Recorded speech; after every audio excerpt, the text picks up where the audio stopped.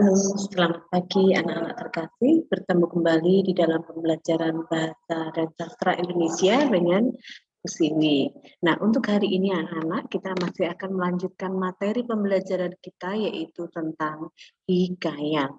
Di pertemuan yang lalu kalian semua sudah mencermati karakteristik tentang hikayat yang dapat kita lihat dari beberapa teks yang ada di dalam buku. Nah, bagaimana anak-anak? Sudah kalian baca? Sudah dicermati? Sudah kalian temukan karakteristik dari hikayat yang ada di dalam teks kalian tersebut? Nah, kita akan mengulang sedikit ya untuk karakteristik yang kemarin sudah kalian pelajari. Kali ini kita akan masuk pada sebuah teks. Teks yang akan Ibu ambil ini adalah teks hikayat Bayan Diman. Nah, anak-anak, di dalam teks ini kalau kalian baca nanti, kalian akan mendapati cerita tentang sepasang suami istri baru atau muda begitu, di mana keduanya itu mengalami peristiwa hidup ketika si istri merasa kesepian karena suaminya harus pergi ke tempat jauh, bekerja, merantau begitu. Nah, dia kemudian berkomunikasi dengan burung, yaitu burung bayan atau istilah sekarang burung nuri.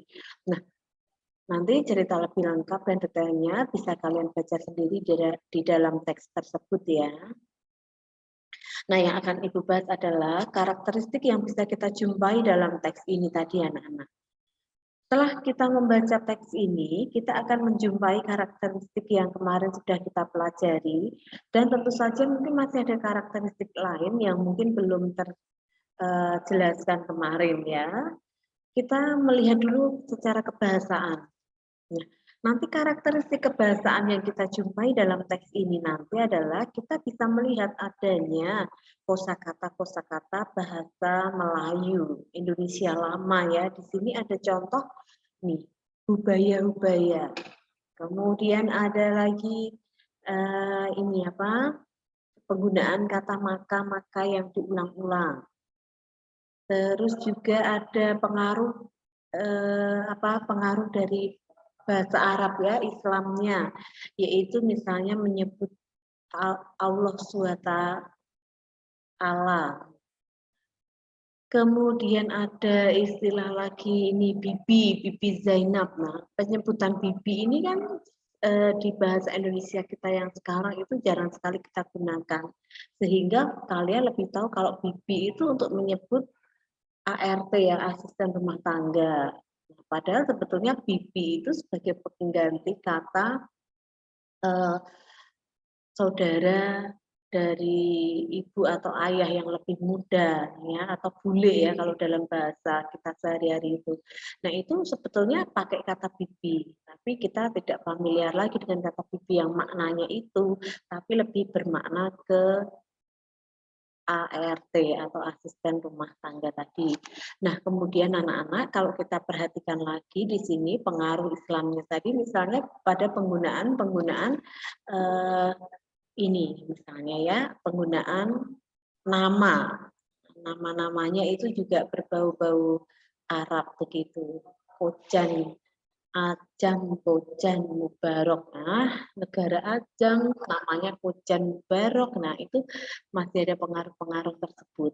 Kemudian karakteristik yang lain kita jumpai yaitu adanya burung yang bisa berbicara, memberikan pendapat begitu. Padahal sebagaimana kita tahu, burung yang bisa bicara itu burung nuri, tapi dia sebetulnya bukan bicara ya, hanya dia menghafalkan kosakata yang kita ajarkan kepada dia atau yang sering dia dengar. Tapi dia tidak akan berbicara semau keinginannya seperti kita manusia begitu.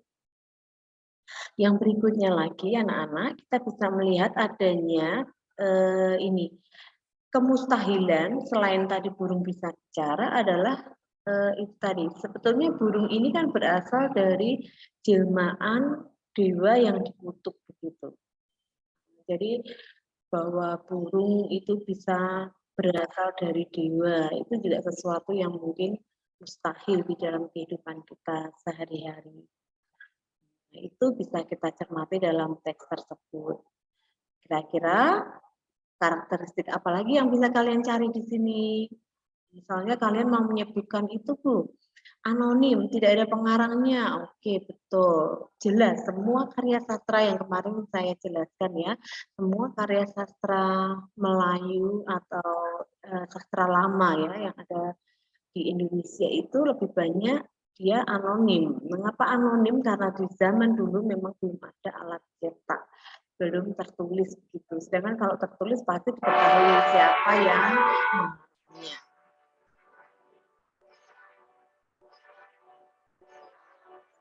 Untuk berikutnya untuk teks yang hikayat ini, sebentar ya, berikutnya untuk teks hikayat ini kita bisa melihat adanya nilai-nilai. Nah, jadi nilai-nilai itu adalah hal-hal baik positif yang diajarkan untuk kehidupan manusia sehari-hari. Jadi sebuah hikayat walaupun dia hikayat lama, tetapi dia selalu ada nilai-nilai untuk kehidupan-kehidupan yang akan datang ataupun masa kini. Nah, nilai-nilai tersebut ini bisa kalian lihat di halaman 129 dari buku paket yang sudah kalian pinjam. Maaf, 123 ya, tertulisnya 123, tapi di PDF-nya itu sebetulnya 129 karena kan kata pengantar, daftar isi itu semua dihitung. Nah, nilai-nilai itu antara lain ada nilai agama atau religi atau religius. Nah, konsepnya yaitu tentang ketuhanan ya tentu saja. Nah, di sini sudah diberikan contoh anak-anak. Jadi kalian bisa melihat nilai agama itu misalnya seperti apa. Demikian halnya dengan nilai sosial. Nah, nilai sosial itu terkait hubungan dengan orang lain. Contohnya itu semua ada di kolom sebelah kanannya. Ada kutipan teks yang bisa digunakan sebagai contoh.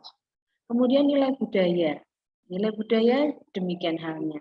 Kalian semua bisa mencermati di sini. Jadi nilai-nilai itu bisa diartikan sebagai suatu pembelajaran untuk kehidupan. Sesuatu yang baik yang dapat diambil untuk kehidupan kita di masa kini, masa yang akan datang, dan kehidupan kita sehari-hari. Kemudian juga ada moral. Nah, di sini kita juga dapati adanya nilai moral. Kalau tadi kita berbicara hikayat Bayan Budiman, nilai moralnya tadi ada pada burung bayan yang memberikan nasihat kepada si perempuannya bahwa ketika dia minta pendapat apakah harus menemui seseorang yang ia janjikan tadi ya, karena dia perempuan yang suaminya merantau atau bekerja tadi, dia janjian dengan seorang laki-laki, maka si burung tadi memberikan nasihat agar jangan, karena kamu akan bertemu lawan jenis yang tentu saja itu tidak baik karena sebagai perempuan. Ada nilai moral seperti itu. Kemudian juga ada edukasi. Edukasinya tadi misalnya ketika tokoh laki-lakinya masih kecil itu kan belajar banyak sekali ilmu, mengaji kitab, mengaji kitab itu berarti dia mempelajari berbagai kitab begitu, kemudian juga mengaji dalam makna yang berlatih ilmu kedidayaan seperti itu juga ada. Nah, itu anak-anak untuk nilai-nilai. Nah, hari ini kita berfokus untuk mempelajari tentang nilai-nilai. Nah, kembali ke teks tadi, Bayan Budiman. Burung Bayan Budiman. Nah, silakan kalian cari nilai-nilai yang ada di dalam teks Bayan Budiman tadi. Nilai apa yang kalian temukan, kemudian bukti kutipannya.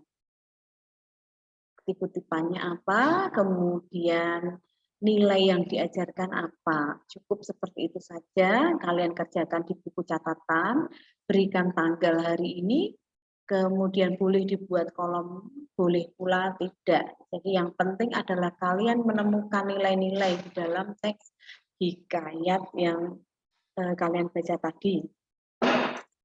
Teks hikayat yang kita bahas tadi adalah Bayan Budiman. Silahkan kalian mulai mengerjakannya, kemudian nanti hasil pekerjaan atau jawaban silahkan kalian foto dan upload di sekolah.com. Nanti saya sediakan tempat untuk mengupload di sekolah. Demikian anak-anak pembelajaran kita untuk hari ini. Semoga apa yang kita pelajari dapat berguna di dalam kehidupan kita di masa yang akan datang. Jika masih ada materi-materi yang menurut kalian belum bisa kalian pahami, boleh untuk kalian tanyakan kembali. Selamat belajar, selamat mengerjakan setiap tugas dengan penuh tanggung jawab dan kejujuran. Tuhan Yesus memberkati.